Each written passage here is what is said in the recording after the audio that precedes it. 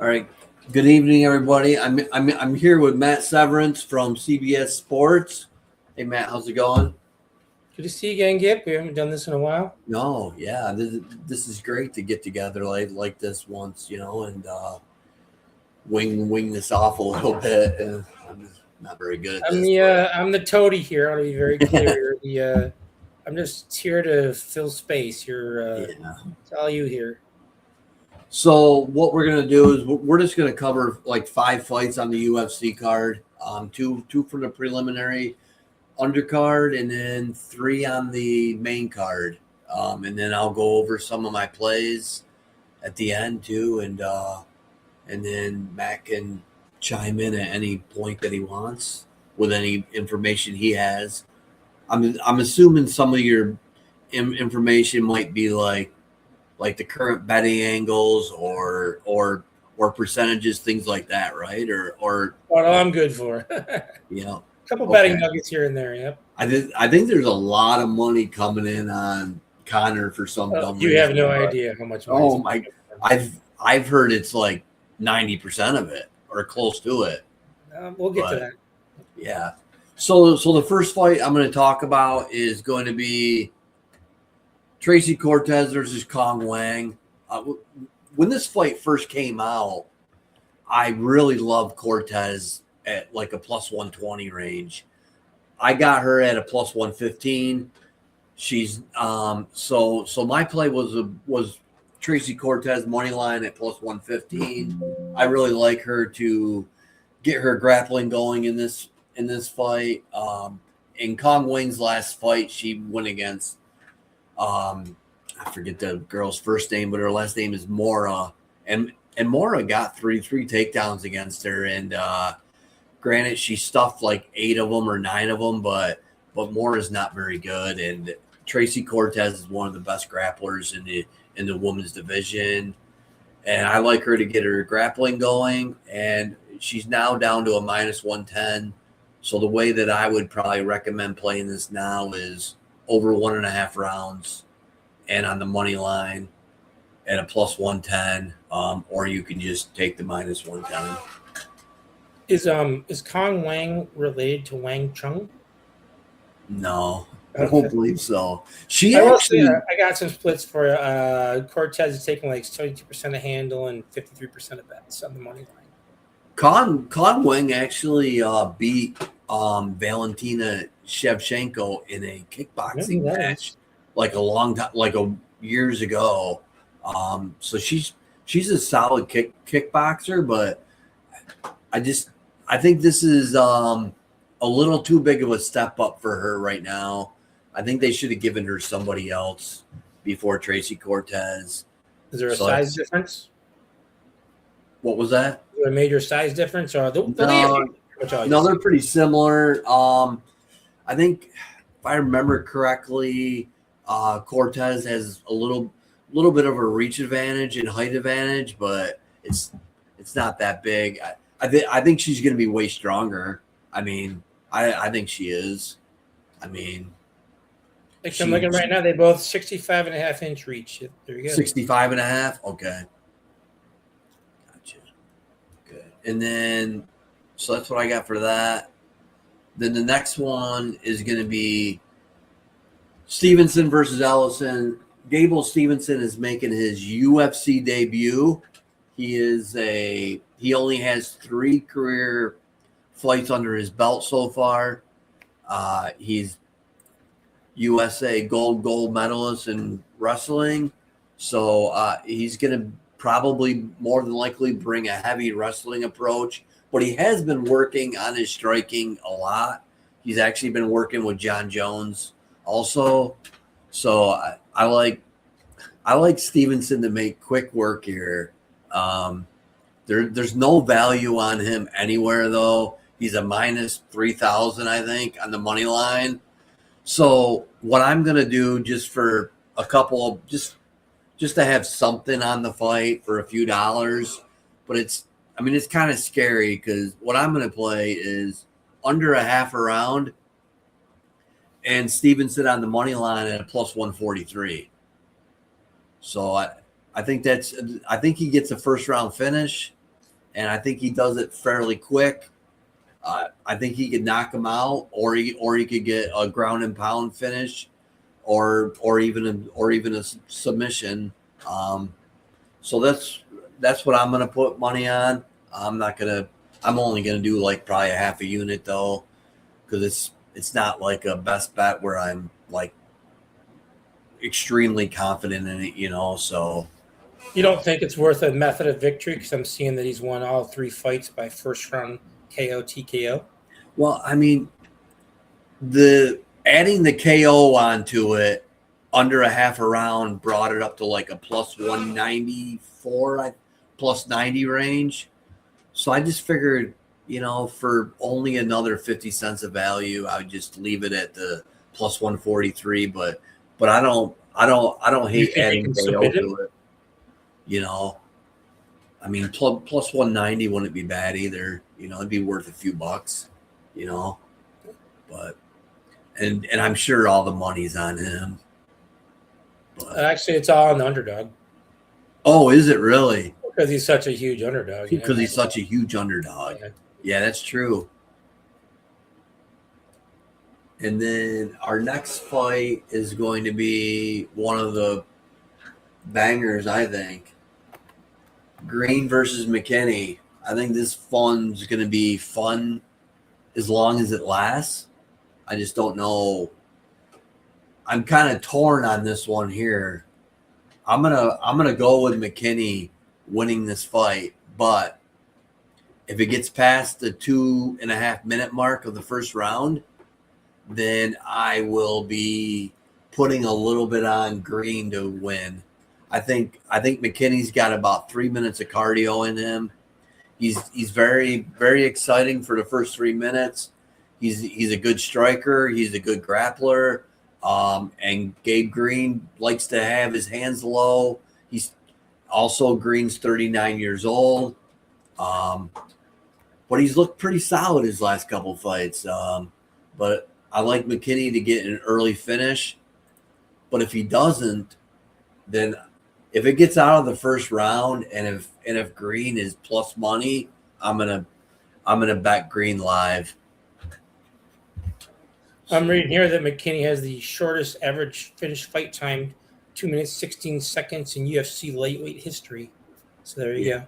And 17 of his 18 wins are in the first round, so that's pretty good. Right. Action is like pretty split, almost down the middle, honestly. Is it? Yeah. Which makes sense because I mean the odds are actually pretty close to even now too. I think Green's only like a plus 115 now, and so that would probably make McKinney like a 135, 140 range. Yep. So I mean it's pretty even odds right now too, and it's I think a lot of people are torn on, I mean, if Green makes it past three minutes of the first round, which a lot of people think he will, then it should be his fight to win. But yeah. I'm gonna go with McKinney. But if it gets past the 3 minute mark, I'll definitely be looking at a live wager. Sweet. And then the next fight is probably one of my favorite fights on the card, actually. Benoit Saint Denis versus Paddy Pimblett. I think we're getting a good price on Paddy Pimblett because of his loss to Justin Gaethje, and now that Justin Gaethje actually beat Ilia Topuria, I don't think that loss is that bad.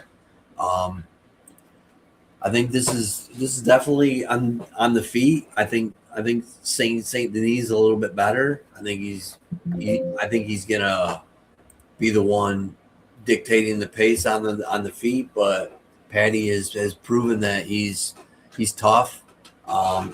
He's hard to knock out. I don't believe he's ever been knocked out. Maybe he was submitted once early in his career, but I think on the feet it's going to be a little bit closer than what some people think. And then on the mat, both fighters are probably going to be looking for takedowns, and especially Saint Denis. But Paddy's great off his back. Paddy could get a submission off his back. I I think he's live for a takedown also. So, a couple of my favorite plays. My favorite play on this card is actually going to be the over 1.5 rounds at minus 156. That's on FanDuel. I played that on FanDuel, and then I also played it on another book where I had a 50% boost and brought it down to like a minus 110. And then I put like 0.7 units on his takedown prop because it's a plus 150 for him to get over a half a takedown. So I put just enough on that to profit one full unit. But I also lean Patty money line plus 130. And I also lean fight to go the distance at plus 170. You're like the Leaning Tower of Pisa, man. You're like, well, micro betting. That's some cool stuff. I like that. Well, I'm not gonna like the one thing. The bettors are killing Pimblett, like 91% handle, 81% bets, killing him. Are they? Yeah, I mean, that does scare me a little bit, and that's why I'm not gonna like put much on his money line.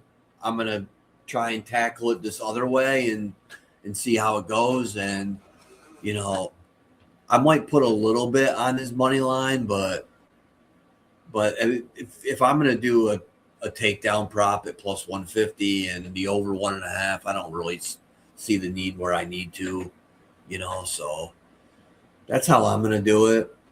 But I think it's a good spot for him, though. I think it'll be a good bounce back spot. And then, where the fuck is he? Something about the main events? Yeah, trying to find it here. Who cares about that? There, I got it. And then we got the main event, Mcgregor versus Holloway.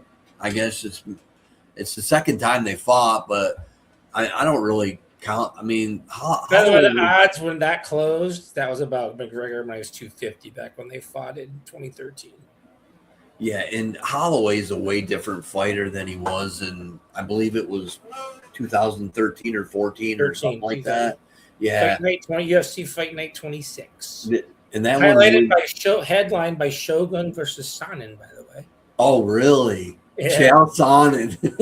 There you go. That's funny. Yeah, me and my girlfriend, she started getting into watching Tough. So she's been like going, she like started off with season 1 and we're up to like season 10 or 11 right now. And like, she's starting to get into it pretty hard. So, which is kind of cool.